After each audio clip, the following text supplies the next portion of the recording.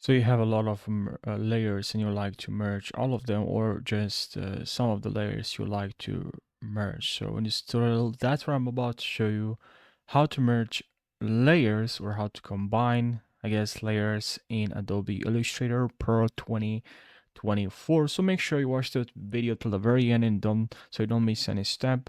And this is gonna be a very short video, so yeah. So what you have to do, hold Control if you want to select some specific layers, hold Control.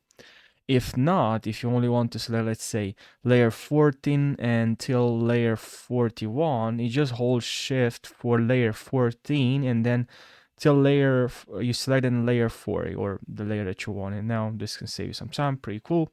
Now I'll select all the layers here, and now to combine them, to merge them, click on these three lines here, or the hamburger icon, and then click on merge selected.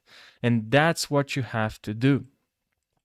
I really hope you found this video helpful. I really hope this video saved you time to find a solution for this problem, for this question.